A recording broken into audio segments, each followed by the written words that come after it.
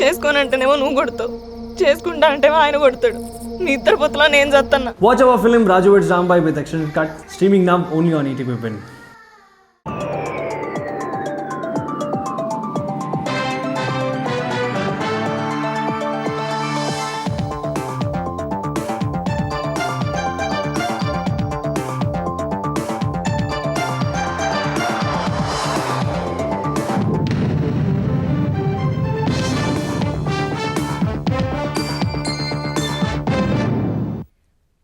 నమస్కారం, ఈటీవీ న్యూస్కు స్వాగతం. ముందుగా ముఖ్యాంశాలు. ఏపీలో లోక్సభ స్థానాల వారీగా అధ్యక్షులను ప్రకటించిన తెలుగుదేశం. ప్రధాన కార్యదర్శుల పేర్లను ఖరారు చేసిన చంద్రబాబు. పార్టీకి చేసిన సేవల్ని పరిగణలోనికి తీసుకున్న అధిష్టానం. బలహీన వర్గాలకు పెద్దపీట, అధ్యక్షుల్లో 5 మహిళలకు అవకాశం. మేడారం మహాజాతర పోస్టర్ను ఆవిష్కరించిన రేవంత్ రెడ్డి. వేడుకలకు ఏర్పాట్లు శరవేగంగా సాగుతున్నట్లు మంత్రుల వెల్లడి.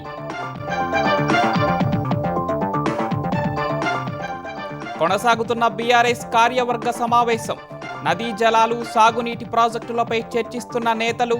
కేసీఆర్ మీడియాతో మాట్లాడే అవకాశం. కాంగ్రెస్ 6 గ్యారంటీలు ఇంకా అమలు కాలేదన్న కిషన్ రెడ్డి.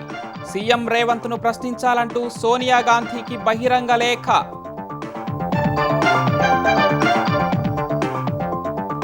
భారతదేశం ఓ ఆధ్యాత్మిక కేంద్రమన్న ఉపరాష్ట్రపతి.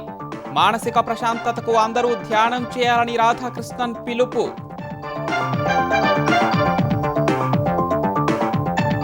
కాంగ్రెస్ హయాంలో ధ్వంసమైన వ్యవస్థల్ని బాగు చేస్తున్నామన్న ప్రధాని. మూతపడిన యూరియా పరిశ్రమలను తెరిపిస్తున్నట్లు వెల్లడి.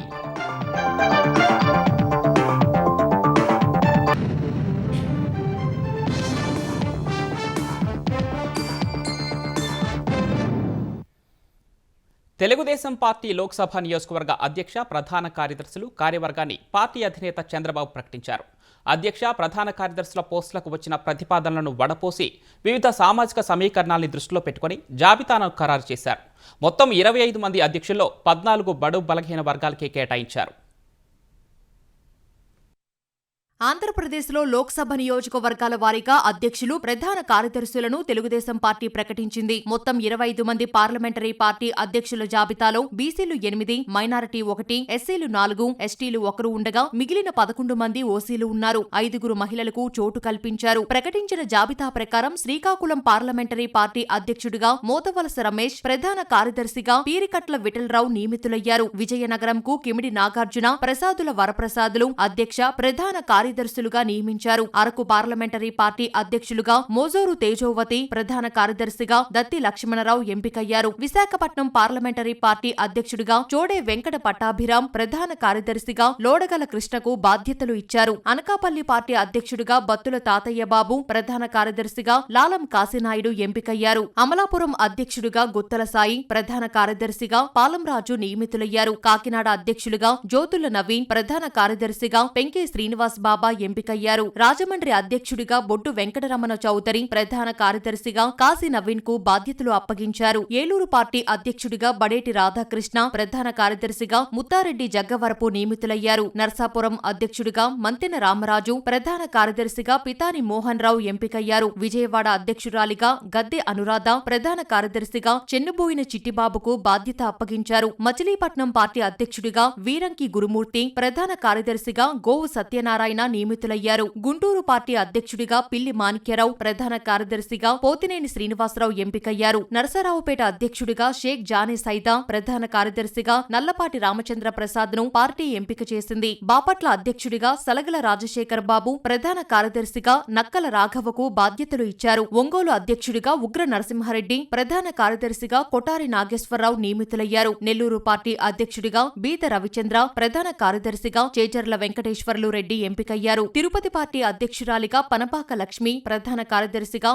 దివాకర్ రెడ్డి నియమితులయ్యారు. చిత్తూరు పార్టీ అధ్యక్షుడిగా షణ్ముఖరెడ్డి, ప్రధాన కార్యదర్శిగా వై సునీల్ కుమార్ చౌదరి నియమితులయ్యారు. రాజంపేట పార్టీ అధ్యక్షుడిగా సుగవాసి ప్రసాద్ బాబు, ప్రధాన కార్యదర్శిగా పఠాన్ ఖాదర్ ఖాన్ కు బాధ్యతలు ఇచ్చారు. కడప పార్టీ అధ్యక్షుడిగా చదిపిరాల భూపేష్ సుబ్బరామిరెడ్డి, ప్రధాన కార్యదర్శిగా వై జబీవుల్లా ఎంపికయ్యారు. కర్నూలు పార్టీ అధ్యక్షులుగా గుడిసే కృష్ణమ్మ, ప్రధాన కార్యదర్శిగా పూల నాగరాజు యాదవ్ నియమితులయ్యారు. నంద్యాలకు పార్టీ అధ్యక్షురాలిగా గౌరు చరితారెడ్డి, ప్రధాన కార్యదర్శిగా ఎన్ఎండి ఫిరోజ్ నియమితులయ్యారు. అనంతపురం అధ్యక్షుడిగా పూల నాగరాజు, ప్రధాన కార్యదర్శిగా జి శ్రీధర్ చౌదరి ఎంపికయ్యారు. హిందూపూర్ పార్టీ అధ్యక్షుడిగా ఎంఎస్ రాజు, ప్రధాన కార్యదర్శిగా హనుమప్ప నియమితులయ్యారు.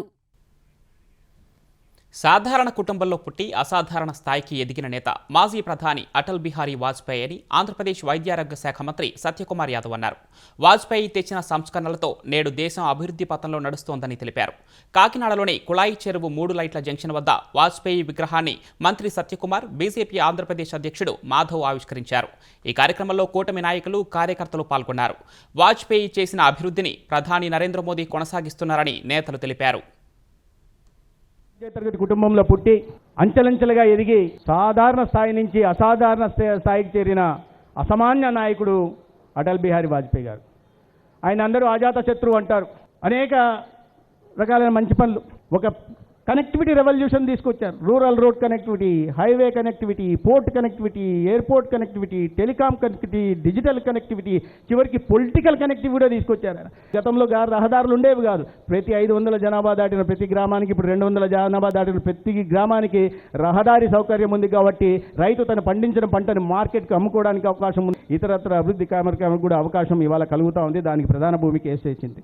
ఆయన ఒక కొత్త మార్గాన్ని సృష్టించాడు. అభివృద్ధి వైపు దేశాన్ని తీసుకెళ్లాడని భావించాడు. కాబట్టి అనేక మంది స్ఫూర్తిదాత అయ్యారు. ఆనాడు ఆయన చేసిన కార్యక్రమం చూపిన మార్గంలో ఇవాళ నేటి ప్రధాని నరేంద్ర మోడీ గారు కూడా వెళ్తున్నారు. ముఖ్యమంత్రి రేవంత్ రెడ్డి జూబ్లీహిల్స్ నివాసంలో మేడారం మహాజాతర 2026 పోస్టర్ను ఆవిష్కరించారు. ఈ సందర్భంగా సీఎం రేవంత్ రెడ్డికి మంత్రి సీతక్క, సమ్మక్క తల్లి బొట్టు పెట్టి కంకణం కట్టారు. వచ్చే ఏడాది జనవరి 28 నుంచి 31 వరకు మేడారం మహాజాతర ఘనంగా నిర్వహించేందుకు ప్రభుత్వం ఏర్పాట్లు చేస్తోందని మంత్రులు సీతక్క, కొండా సురేఖ, పొంగులేటి శ్రీనివాసరెడ్డి, అడ్లూరి లక్ష్మణ్ కుమార్ తెలిపారు. మేడారం జాతర పనులు శరవేగంగా కొనసాగుతున్నాయని తెలిపారు. గ్రామ పంచాయతీ ఎన్నికల్లో కాంగ్రెస్ ప్రభుత్వంపై ప్రజా వ్యతిరేకత స్పష్టంగా కనిపించిందని బీఆర్ఎస్ అధినేత కేసీఆర్ అన్నారు. పార్టీ గుర్తులతో జరిగే ఎన్నికలైతే బీఆర్ఎస్ సత్తా తెలిసేదని పేర్కొన్నారు. తెలంగాణ భవన్లో కేసీఆర్ అధ్యక్షతన బీఆర్ఎస్ శాసనసభాపక్షం, రాష్ట్ర కార్యవర్గ సంయుక్త సమావేశం కొనసాగుతోంది. సమావేశంలో మాట్లాడిన ఆయన గర్వంతో ఎగిరే కాంగ్రెస్ ఎమ్మెల్యేలకు పంచాయతీ ఎన్నికల్లో ప్రజలు బుద్ధి చెప్పారని అన్నారు. కాంగ్రెస్ ప్రభుత్వం ఏర్పడిన తర్వాత ఒక్క కొత్త పాలసీ కూడా తెలియదని, తీసుకువచ్చిన పాలసీ రియల్ ఎస్టేట్ కోసమేనని విమర్శించారు. రాష్ట్రంలో ప్రజల ఆస్తుల విలువ పూర్తిగా తగ్గిందన్నారు. ఒకప్పుడు యూరియా ఇంటికి, చేను వద్దకు వచ్చేదని, ఇప్పుడు యూరియా కోసం కుటుంబమంతా లైన్లో నిలబడే పరిస్థితి ఉందని మండిపడ్డారు. తనను దూషించడమే కాంగ్రెస్ ప్రభుత్వం పనిగా పెట్టుకుందని, తాను చనిపోవాలని శాపాలు పెట్టడమే ప్రభుత్వ విధానంగా ఉందని కేసీఆర్ దుయ్యబట్టారు. అటు ఈ సమావేశంలో నదీ జలాలు, సాగునీటి ప్రాజెక్టులు, ప్రత్యేకించి పాలమూరు, రంగారెడ్డి ఎత్తిపోతల అంశంపై చర్చించనున్నారు. పాలమూరు ఎత్తిపోతల పథకానికి నీటి కేటాయింపులు తగ్గించడం సహా తెలంగాణ వ్యతిరేక విధానాలపై ఉద్యమ కార్యాచరణను ఖరారు చేయనున్నట్లు బీఆర్ఎస్ వర్గాలు తెలిపాయి. ఉమ్మడి మహబూబ్ నగర్, రంగారెడ్డి జిల్లాల్లో కేసీఆర్ సభలు నిర్వహించడంపై ఈ భేటీలో నిర్ణయం తీసుకునే అవకాశం ఉన్నట్లు తెలుస్తోంది.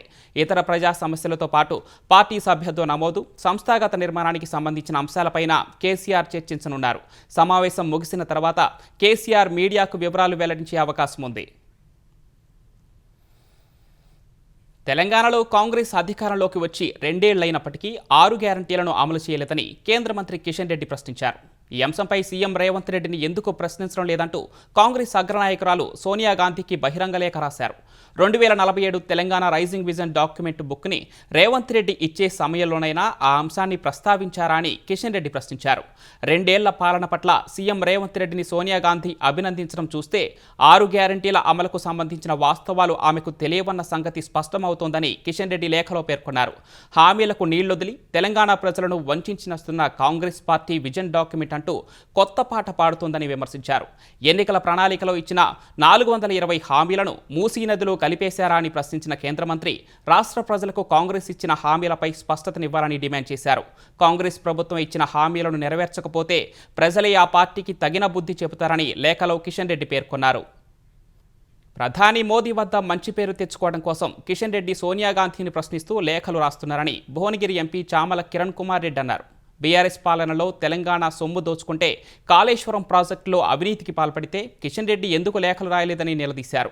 గ్రామ పంచాయతీ ఎన్నికల ఫలితాల తర్వాత ప్రధాని మోదీ బీజేపీ ఎంపీలను పిలిచి చివాట్లు పెట్టారని, అందుకే మోదీ మంచి చేసుకోవడానికే ఈ లెటర్లంటూ ఎద్దేవా చేశారు. ఇచ్చిన హామీలనే కాదు, ఇవ్వని హామీలను కూడా, విభజనలో ఉన్నటువంటి పెండింగ్ హామీలను కూడా నెరవేర్చే ప్రయత్నంలో రేవంత్ రెడ్డి గారు ఉన్నారు తప్ప, రేవంత్ రెడ్డి గారు ఇవాళ తెలంగాణ రైజింగ్ సమిట్ పెట్టింది మన భవిష్యత్ కోసం, మన భవిష్యత్తులో మన పిల్లలకు ఉద్యోగాలు రావాలని, మన భవిష్యత్తులో హైదరాబాద్ నగరాన్ని ప్రపంచ ప్రఖ్యాతి నగరంగా తీర్చిదిద్దాలన్న ఆలోచనే తప్ప, మీరు కేవలం నరేంద్ర మోడీ గారు పెట్టిన చివాట్లతోటి మీరు ఓపెన్ లెటర్ రాసి మంచి పేరు తెచ్చుకోవాలని చూడటం కాదు. మీరు వాస్తవాలు చెప్పండి తెలంగాణ ప్రజలకు. మిగులు రాష్ట్రం ఉన్న రాష్ట్రం, అప్పుల రాష్ట్రం ఏ హయాంలో జరిగింది, మరి ఆ రోజు ఎందుకు రాయలేదని చెప్పాల్సిన అవసరం కిషన్ రెడ్డి గారికి ఉంది. కిషన్ రెడ్డి గారు ఇంకా కూడా మీరు ఈ రాష్ట్రంలో, ఎందుకంటే ఇప్పుడు జూబ్లీహిల్స్ ఎన్నికలలో 3వ స్థానం వచ్చింది మీకు, మీరు కేవలం 8 స్థానాలు ఇవాళ పార్లమెంట్లో గెలుచుకున్నాక ఈ 2 ఏళ్లలో రాష్ట్రం కోసం మీరు ఏ నిధుల కోసం మీరు పోరాటం చేస్తున్నారో తెలంగాణ ప్రజలకు ఓపెన్ లెటర్లో రాయండి. కాంగ్రెస్ హయాంలో రైతుల కష్టాలను వినే నాథుడే లేకుండా పోయాడని ప్రధాని నరేంద్ర మోదీ ఆరోపించారు. తాము అధికారంలోకి వచ్చిన తర్వాతే రైతు సమస్యలను పరిష్కరిస్తున్నట్లు చెప్పారు. అసోంలో వరుసగా 2వ రోజు పర్యటించిన ప్రధాని మోదీ డిబ్రూగఢ్లో 10,601 కోట్ల వ్యయంతో నిర్మించి తలపెట్టిన బ్రౌన్ ఫీల్డ్ యూరియా ప్లాంట్ నిర్మాణానికి శంకుస్థాపన చేశారు. The Assam valley fertilizer company limited 2030 నాటికి ఏటా 12.7 లక్షల మెట్రిక్ టన్నుల సామర్థ్యంతో ఈ యూరియా ప్లాంట్ నిర్మించనుంది. కాంగ్రెస్ పాలనలో సాంకేతికత పాతదైపోయి ఎరువుల ప్లాంట్లు మూతపడినప్పటికీ పట్టించుకోలేదని ప్రధాని దుయ్యబట్టారు. దేశంలో 2014 నాటికి యూరియా ఉత్పత్తి 225 లక్షల మెట్రిక్ టన్నులుండగా తమ హయాంలో అది 306 లక్షల మెట్రిక్ టన్నులకు చేరిందని మోదీ వివరించారు. साथियों, असम की तरह ही देश के दूसरे राज्यों में भी खाद की कितनी ही फैक्ट्रियां बंद हो गई थी.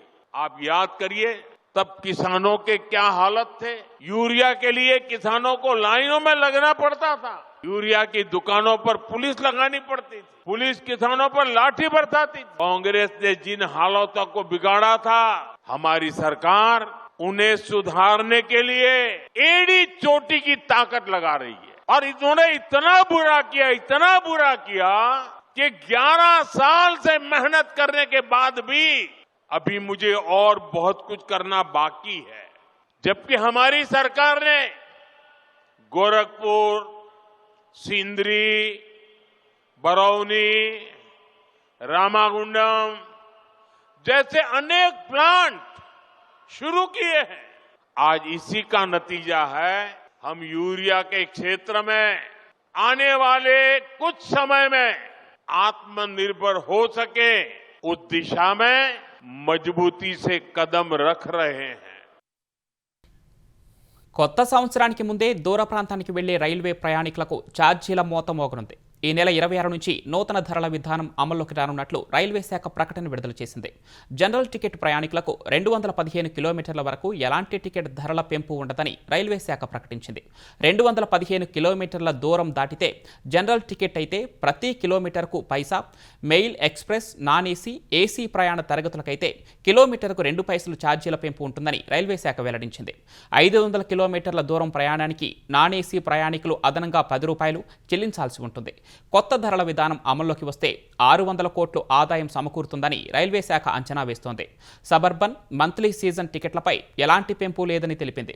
ఉద్యోగుల వేతనాలు, నిర్వహణ ఖర్చులు పెరిగినందున కార్గో రవాణా సామర్థ్యం పెంపుతో పాటు ప్రయాణికుల టికెట్ల ధరలు స్వల్పంగా పెంచినట్లు రైల్వే శాఖ వెల్లడించింది. యోగా, ధ్యానం చేయడంలో భారత్ ఎప్పుడూ ముందుంటుందని ఉపరాష్ట్రపతి సిపి రాధాకృష్ణన్ అన్నారు. భారతదేశం ఓ ఆధ్యాత్మిక కేంద్రమని ఆయన అభివర్ణించారు. రంగారెడ్డి జిల్లాలోని కన్హా శాంతివనంలో హార్ట్ఫుల్నెస్ సంస్థ ఆధ్వర్యంలో ప్రపంచ ధ్యాన దినోత్సవం నిర్వహించారు. శ్రీ రామచంద్ర మిషన్ అధ్యక్షుడు దాజీ ఆధ్వర్యంలో జరిగిన ఈ కార్యక్రమాన్ని ఉపరాష్ట్రపతి రాధాకృష్ణన్ ప్రారంభించారు. తెలంగాణ గవర్నర్ జిష్ణుదేవ్ వర్మ, మంత్రి శ్రీధర్ బాబు హాజరయ్యారు. రాత్రి 8 గంటలకు కన్హా శాంతివనం వేదికగా వర్చువల్ ద్వారా 1,00,000 మందితో ధ్యానం చేయిస్తున్నట్లు దాజీ తెలిపారు. భావోద్వేగాలను అదుపులో ఉంచుకునేందుకు ధ్యానం ఉపకరిస్తోందని ఉపరాష్ట్రపతి రాధాకృష్ణన్ అన్నారు. మానసిక ప్రశాంతత కోసం అందరూ ధ్యానం చేయాలని సూచించారు. The inner transformation is a must for every individual to build positive society, a society which takes care of everyone. Meditation is a universal practice that transcends cultural, geographical, and religious boundaries. It is a path that leads to inner peace, mental clarity, and emotional stability. Today we came together not only to celebrate meditation, but to honor its profound significance in our lives. Andhra Pradesh వ్యాప్తంగా pulse polio కార్యక్రమం ఉత్సాహంగా సాగుతోంది. పలుచోట్ల ప్రజాప్రతినిధులు, అధికారులు పాల్గొని 5 ఏళ్లలోపు పిల్లలకు పోలియో చుక్కలు వేయిస్తున్నారు. పార్వతీపురం మన్యం జిల్లా సాలూరులో నిర్వహించిన కార్యక్రమంలో పాల్గొన్న మంత్రి సంధ్యారాణి చిన్నారులకు పోలియో చుక్కలు వేశారు. అనంతపురంలో ఎంపీ అంబికా లక్ష్మీనారాయణ, కలెక్టర్ ఆనంద్తో కలిసి పల్స్ పోలియో కార్యక్రమంలో పాల్గొన్నారు. రాయదుర్గంలోని పొట్టి శ్రీరాములు మున్సిపల్ ప్రాథమిక పాఠశాలలో ప్రభుత్వ విప్ కాలువ శ్రీనివాసులు చిన్నారులకు పోలియో చుక్కలు వేశారు. విజయవాడ సెంట్రల్ నియోజకవర్గంలో పల్స్ పోలియో కార్యక్రమాన్ని ప్రారంభించిన ఎమ్మెల్యే బొండా ఉమామహేశ్వరరావు చిన్నారులకు పోలియో చుక్కలను వేశారు. గుంటూరు హౌసింగ్ బోర్డు కాలనీలో ఏర్పాటు చేసిన శిబిరంలో కేంద్ర మంత్రి పెమ్మసాని చంద్రశేఖర్ చిన్నారులకు పోలియో చుక్కలు వేశారు. కాకినాడ జిల్లా రామారావుపేటలోని ప్రాథమిక ఆరోగ్య కేంద్రం వద్ద ఏర్పాటు చేసిన పల్స్ పోలియో శిబిరాన్ని ఆరోగ్య శాఖ మంత్రి సత్యకుమార్ ప్రారంభించారు. చిన్నారులు పోలియో బారిన పడకుండా కేంద్ర రాష్ట్ర ప్రభుత్వాలు కలిసి పటిష్ట చర్యలు తీసుకున్నట్లు తెలిపారు. మన పొరుగు దేశమైన పాకిస్తాన్, ఆఫ్ఘనిస్తాన్ లో వైల్డ్ పోలియో వైరస్ ఆనవాళ్లు కనిపించిన నేపథ్యంలో దేశంలో కేంద్ర ప్రభుత్వం అప్రమత్తమై ఇప్పటికే ఇస్తున్న ఓపీవీ ఏదైతే ఉందో దానికి అదనంగా BOPV పుట్టినప్పటి నుంచి 0 నుంచి 5 సంవత్సరాల వయసు ఉన్న పిల్లలకి 2 చుక్కల ఓరల్ వ్యాక్సిన్ ఇవ్వడం జరిగింది. దీని ఉద్దేశం ఏంటంటే పిల్లలు ఏ కారణాల చేతైనా కొత్తగా వస్తున్న వైల్డ్ పోలియో వైరస్ కారణంగా ఆ పోలియో బారిన పడకుండా కాపాడుకునే ప్రయత్నం. ప్రతి చోట బూత్ను గుర్తించి బూత్ సెంటర్ల వాళ్ళు వెళ్ళి వేయడం. రెండోది మొబైల్ వ్యాన్లలో వెళ్ళి ఎక్కడున్నారో వెతికి పిల్లల్ని వాళ్ళని వేయడం. 3 ఈ బస్టాండ్లో, ఆర్టీసీ బస్టాండ్లో ఎక్కడైనా ప్రయాణం చేసే వాళ్ళు ఉంటే వాళ్ళు ఎవరైనా సరే, ఎక్కడ చెందిన వాళ్ళైనా సరే, వారు వేసుకున్నారో లేదో చూడడం, వేసుకోకపోతే గుర్తు లేకపోతే వారికి వేసేయడం. ఇవన్నీ కాకుండా door to door, house to house survey చేసి ప్రతి ఇంటికి వెళ్ళి ఆ ఇంటి ఒకేలా ఇంట్లో ఉన్న పిల్లలకి పోలియో వేసుంటే దానికి P మార్కింగ్ చేయడం. పిల్లలుండి వాళ్ళు ఏ కారణాల చేతైనా ఇతర ప్రాంతాలకు వెళ్ళో లేకపోతే ఇతర కార్యక్రమాల కారణంగా ఈ 3 రోజుల్లో లేకపోతే ఆ ఇంటికి X మార్కేసి, అంటే వెయ్యలేదు అని గుర్తేసి తర్వాత వాళ్ళు వచ్చిన తర్వాత మళ్ళీ ఆ ఇంటికి వెళ్ళి ఆ పిల్లలకి పోలియో వ్యాక్సిన్ ఇచ్చే దిశగా. రాక్షస శిష్యులు తమ రాక్షసరాజు పనితీరు ఎంత అధ్వానంగా ఉన్నా పొగిడి భజనను ప్రదర్శించడమే వారి వైఖరి అన్నట్లుగా జగన్ అనుచర వర్గం తీరుందని టీడీపీ సీనియర్ నేత యనమల రామకృష్ణుడు దుయ్యబట్టారు. జగన్ తన 5 ఏళ్ల పాలనలో ప్రజలకు, ఏపీకి చేసిన ద్రోహం మర్చిపోలేనిదని మండిపడ్డారు. రాష్ట్రాన్ని, ప్రజలను సంక్షోభంలోకి నెట్టిన అత్యంత చెత్త పాలనను ఎవరూ మరువబోరని స్పష్టం చేశారు. స్వార్థపరుడైన వంకరబుద్ధి నాయకుడు, ప్రజాస్వామ్య నియంత, అవినీతిపరుడుగా ఆయన్ను గుర్తుంచుకోవాల్సిందేనని తేల్చి చెప్పారు. సుప్రీంకోర్టు చెప్పినట్లుగా జగన్ హంతకుల కంటే ప్రమాదకరమైన ఆర్థిక నేరస్తులని యనమల ధ్వజమెత్తారు. జగన్ను, అతని అనుచరులు పొగడటం సబబేనా అని విషయం గ్రహించాలని యనమల హితవు పలికారు. జనగాం జిల్లా జాఫర్గఢ్లో సామాజిక కార్యకర్త గాదే ఎన్నయ్యను ఎన్ఐఏ పోలీసులు అరెస్ట్ చేశారు. మావోయిస్టు సిద్ధాంతాలపై ప్రచారం చేసినట్లు ఎన్ఐఏపై ఆరోపణలు రాగా హైదరాబాద్లోని ఎన్ఐఏ పిఎస్లో ఆయనపై కేసు నమోదైంది. సాయుధ తిరుగుబాటుకు ప్రేరేపించారనే అభియోగాలతో ఎన్ఐఏ నిర్వహిస్తున్న అనాథాశ్రమంలో సోదాలు చేసి ఆయన్ని పోలీసుల అదుపులోకి తీసుకున్నారు. ఇటీవల హిడ్మా అంత్యక్రియల్లో ఎన్ఐఏ పాల్గొన్నారు. మావోయిస్టుల అంత్యక్రియల్లో చేసిన ప్రసంగం ఆధారంగా ఆయనపై ఎన్ఐఏ కేసు నమోదు చేసింది. హైడ్రా కమిషనర్ రంగనాథ్ గన్మెన్ కృష్ణ చైతన్య ఆత్మహత్యాయత్నం చేశారు. నగర శివారు హయత్ నగర్లోని ఇంట్లో తుపాకీతో కాల్చుకున్నారు. వెంటనే కృష్ణ చైతన్యను కుటుంబ సభ్యులు ఎల్బీ నగర్లోని కామినేని ఆసుపత్రికి తరలించారు. వ్యక్తిగత కారణాలతోనే ఆయన ఆత్మహత్యకు యత్నించినట్లు తెలుస్తోంది. దీనిపై స్పందించిన హైడ్రా కమిషనర్ రంగనాథ్ కృష్ణ చైతన్య పరిస్థితి విషమంగా ఉందని తెలిపారు. అతనికి ఆర్థిక ఇబ్బందులు ఉన్నట్లు తెలుస్తోందని చెప్పారు. ఆన్లైన్ బెట్టింగ్, గేమింగ్ యాప్ల వల్ల అప్పుల భారం పెరిగినట్లు తెలిసిందని రంగనాథ్ వెల్లడించారు. జీతం నుంచి పెద్ద మొత్తంలో లోన్లకు ఈఎంఐలు కడుతున్నట్లు సమాచారం ఉందని వెల్లడించారు. మరోవైపు తమ కుమారుడికి ఎలాంటి ఆర్థిక ఇబ్బందులు లేవని కుటుంబ సభ్యులు తెలిపారు. గన్ మిస్ఫైర్ అయి ఉండొచ్చేమో అని భావిస్తున్నారు. మాకు ఎటువంటి కారణాలు లేవు, ఏం లేవు. మా అబ్బాయి ప్రశాంతంగా తిరిగి వస్తాడు. ఆపరేషన్ నడుస్తుంది. ఆపరేషన్ అయినాక దానికి కారణాలు తెలుస్తాయి. ఏమన్నా ఒకవేళ మిస్ఫైర్ అయి ఉండొచ్చేమో అని ఒక ఆశ. బుల్లెట్ మామూలుగా చెవు పక్కన తగిలిందండి. దాన్ని డాక్టర్లు చూస్తుండ్రు. మేము కూడా ఇంకా లోపల సర్జరీ నడుస్తుంది. సర్జరీ అయిపోయిన తర్వాత డాక్టర్లు రిపోర్ట్ ఇస్తారు. సార్ వచ్చి చూసి వెళ్ళారు. దీనికి ఏదైనా ట్రీట్మెంట్ ఉంటే మొత్తం మీరు చేయండి అని చెప్పేసి వెళ్ళారు. హైదరాబాద్ తరఫున ఫుల్ సపోర్ట్ ఉంది. సార్ వాళ్ళు కూడా మాకు బాగానే సహకరిస్తారు. నిజామాబాద్ రైల్వే స్టేషన్ ప్రాంతంలో ఓ యాచకురాలు తన 9 నెలల మగ శిశువును 1,20,000కు అమ్ముకున్న ఘటన వెలుగు చూసింది. నిత్యం కుమారుడితో కనిపించే యాచకురాలు చేతిలో బాబు లేకపోవడంతో సందేహించిన స్థానికులు పోలీసులకు ఫిర్యాదు చేశారు. విచారణ చేపట్టిన పోలీసులు నగరానికి చెందిన ఒకరికి శిశువును అమ్మినట్లు గుర్తించారు. చిన్నారిని వారి వద్ద నుంచి స్వాధీనం చేసుకున్న పోలీసులు శిశు సంరక్షణ కేంద్రానికి తరలించారు. బిడ్డను విక్రయించిన తల్లి, కొనుగోలు చేసిన వ్యక్తిపై కేసు నమోదు చేశారు. స్థానికంగా గత 10 రోజుల్లో ఇలాంటి ఘటన జరగడం రెండోసారని స్థానికులు తెలిపారు. సంగారెడ్డి జిల్లా తుర్కవడగాన గ్రామ శివారులోని శ్రీ సమర్థ్ ప్రొటెక్ట్ పత్తి మిల్లులో భారీ అగ్ని ప్రమాదం జరిగింది. పత్తి లోడుతో వచ్చిన ట్రాక్టర్ బ్యాటరీలో చెలరేగిన మంటల కారణంగా అగ్ని ప్రమాదం చోటు చేసుకుంది. పెద్ద ఎత్తున మంటలు ఎగిసిపడ్డాయి. స్థానికుల సమాచారంతో ఘటనాస్థలికి చేరుకున్న అగ్నిమాపక సిబ్బంది మంటలను అదుపు చేశారు. ప్రమాదంలో 1000 టన్నులకు పైగా పత్తి కాలి బూడిదైనట్లు మిల్లు యజమాని ఆవేదన వ్యక్తం చేశారు.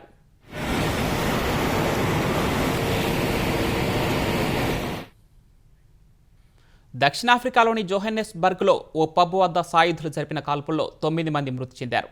10 మంది గాయపడ్డారు. బెకర్స్డాల్ పట్టణంలోని ఓ పబ్ వద్ద ఈ తెల్లవారుజామున దుండగులు కాల్పులకు పాల్పడినట్లు పోలీసులు తెలిపారు. 12 మంది సాయుధులు ఓ మినీ బస్సులో వచ్చి విధ్వంసం సృష్టించినట్లు చెప్పారు. నిందితుల వద్ద 9mm పిస్టల్స్తో పాటు ఒక అసాల్ట్ రైఫిల్ కూడా ఉన్నట్లు చెప్పారు. సాయుధుల కోసం పోలీసులు పలు బృందాలుగా ఏర్పడి గాలిస్తున్నారు. ఇటీవల దక్షిణాఫ్రికాలోని బార్లు, పబ్ల వద్ద కాల్పుల ఘటనలు చోటు చేసుకుంటున్నాయి. ఈ నెల ప్రారంభంలో జోహెన్నెస్బర్గ్లో లైసెన్స్ లేని బారు వెలుపల సాయుధులు జరిపిన కాల్పుల్లో 12 మంది మృతి చెందారు. 13 మంది గాయపడ్డారు. ఈ ఘటనలకు అక్రమ ఆయుధాల పెరుగుదలే కారణమని తెలుస్తోంది. దేశ రాజధాని ఢిల్లీలో పలుచోట్ల వాయు కాలుష్యం ప్రమాదకర స్థాయిలో పెరిగింది. ఉదయం హానికర పొగమంచు హస్తినలోని అనేక ప్రాంతాలను కమ్మేసింది. ఫలితంగా దృశ్య నాణ్యత బాగా పడిపోయింది. కేంద్ర కాలుష్య నియంత్రణ మండలి వెల్లడించిన వివరాల ప్రకారం ఉదయం 8 గంటల నుంచి 10 నిమిషాలకు ఐఎస్బీటీ కశ్మీరీ గేట్ వద్ద గాలి నాణ్యత సూచిక 448గా నమోదైంది. అక్షరధామ్, ఘాజీపూర్ ప్రాంతాల్లో 438గా ఉంది. ఐటీఓ ప్రాంతాల్లో 405గా రికార్డైంది. ఏక్యూఐ 400 నుంచి 500 మధ్య నమోదైతే కాలుష్యం తీవ్రస్థాయిలో ఉన్నట్లు భావిస్తారు. ధౌలా కువాం ప్రాంతంలో ఏక్యూఐ 397గా ఉంది. ఇండియా గేట్, కర్తవ్యపథ్ ప్రాంతాల్లో 381గా నమోదైంది. కాలుష్య స్థాయిలు భారీగా పెరిగిపోవడంతో దేశ రాజధాని ప్రాంతంలో graded response action plan stage 4 కింద ఆంక్షలు అమలు చేస్తున్నారు. కాలుష్య కారక నిర్మాణ పనులు నిలిపివేత, డీజిల్ వాహనాల ప్రవేశంపై నిషేధం వంటి చర్యలు తీసుకున్నారు. ఉత్తరాది రాష్ట్రాలను దట్టమైన పొగమంచు కమ్మేసింది. చలి తీవ్రతకు అనేక చోట్ల ప్రజలు తీవ్ర ఇబ్బందులు పడుతున్నారు. ముఖ్యంగా ఉత్తరప్రదేశ్లోని అనేక నగరాల్లో చలి తీవ్రత పెరగ్గా పొగమంచు కూడా ఇబ్బందులు పెడుతోంది. ఆగ్రాలో ఉదయం తాజ్మహల్ కనిపించనంతగా పొగమంచు అలుముకుంది. వారణాసిలో కనిష్ట ఉష్ణోగ్రతలు 9 డిగ్రీలకు పడిపోతాయని వాతావరణ విభాగం అంచనా వేసింది. అయోధ్యలోనూ చలిగాలుల తీవ్రత పెరిగింది. అక్కడ కనిష్ట ఉష్ణోగ్రతలు 8 డిగ్రీలకు పడిపోతాయని, గరిష్టంగా 16 డిగ్రీలుగా ఉంటుందని ఐఎండీ పేర్కొంది. ప్రయాగ్రాజ్లో కనిష్ట ఉష్ణోగ్రత 11 డిగ్రీలుగా ఉండొచ్చని తెలిపింది. ప్రయాగ్రాజ్ను దట్టమైన పొగమంచు కమ్మేసింది. రాజస్థాన్లోని ధోలాపూర్లోనూ పొగమంచు దట్టంగా అలుముకుంది. అక్కడ 11 డిగ్రీల కనిష్ట ఉష్ణోగ్రత నమోదు కావచ్చని ఐఎండీ పేర్కొంది. మధ్యప్రదేశ్లోని మైహర్లో పొగమంచు తీవ్రత ఎక్కువగా ఉంది. జమ్మూ కాశ్మీర్, లద్దాఖ్లలో హిమపాతం కనువిందు చేస్తోంది. 40 రోజుల కఠినమైన శీతాకాలం చిలాయి కాలం ప్రారంభం కావడంతో సుదీర్ఘమైన పొడికాలం తర్వాత కశ్మీర్ ప్రజలకు మంచు వర్షంతో ఉపశమనం కలుగుతోంది. ఉత్తర కశ్మీర్లో బారాముల్లా జిల్లా గుల్మార్గ్ టూరిస్ట్ రిసార్ట్ వద్ద మంచు కురుస్తోంది. శ్రీనగర్, కార్గిల్ హైవేపై సోన్మార్గ్ పర్యాటక రిసార్టులోనూ హిమపాతం ప్రారంభమైందని అధికారులు తెలిపారు. రానున్న 48 గంటల్లో మంచు వర్షం మరింత పెరిగే అవకాశం ఉందని ఐఎండీ అంచనా వేసింది. హిమపాతం కారణంగా బండీపూర్లో గురేజ్ బండీపూర్ రోడ్డును అధికారులు మూసివేశారు. లద్దాఖ్లోని లేహ్ ఆహ్లాదకరంగా మారిపోయింది. ఎటు చూసినా ధవలవర్ణంతో ప్రకృతి అందాలు పర్యాటకులకు కొత్త అనుభూతిని పంచుతున్నాయి. మంచుతో మెరిసిపోతున్న లేహ్ను చూసేందుకు పర్యాటకులు భారీగా తరలివస్తున్నారు. గాయంతో నీరసించిపోయిన ఏనుగును ఒడిశా అటవీశాఖ అధికారులు కాపాడారు. చందక రిజర్వ్ ఫారెస్ట్లో ఎడమ వెనక కాలు వాచిపోయి నడవడానికి తీవ్రంగా ఇబ్బంది పడుతున్న గజరాజును అటవీ శాఖ అధికారులు గుర్తించారు. నందన్ ఖాన్ జువాలజికల్ పార్క్ సిబ్బంది, Odisha university of agriculture and technology సిబ్బందితో కలిసి ఏనుగుకు మత్తుమందిచ్చారు. చికిత్సను అందించారు. ఏనుగుకు మత్తు మందిచ్చేందుకు వారికి 2 రోజులు పట్టింది. అత్యంత జాగ్రత్తలు తీసుకొని మత్తుని ఇచ్చి ఏనుగు వద్దకు వెళ్లి వాచిన భాగానికి చికిత్సను చేశారు. యాంటీబయాటిక్స్, ఇతర మందులను అందించారు. గజరాజు కోలుకుంటోందని భువనేశ్వర్ చందక రిజర్వ్ ఏసీఎఫ్ వెల్లడించారు.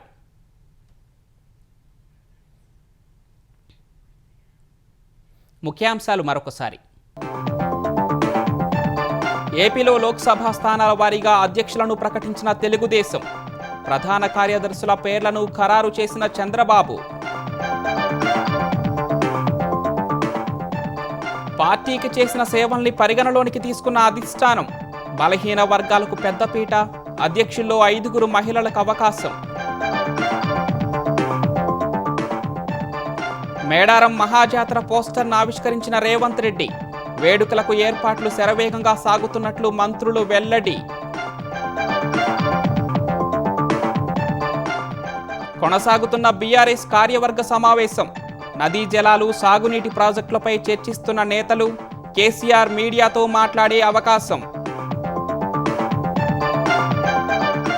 కాంగ్రెస్ 6 గ్యారంటీలు ఇంకా అమలు కాలేదన్న కిషన్ రెడ్డి.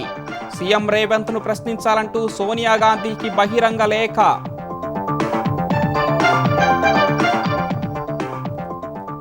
భారతదేశం ఓ ఆధ్యాత్మిక కేంద్రమన్న ఉపరాష్ట్రపతి. మానసిక ప్రశాంతతకు అందరూ ధ్యానం చేయాలని రాధాకృష్ణన్ పిలుపు.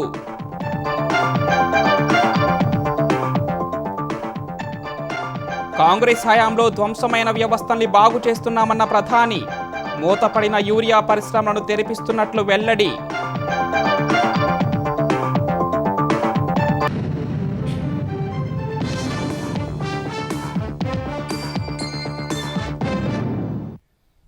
ఈటీవీ న్యూస్ సమాప్తం. నమస్కారం.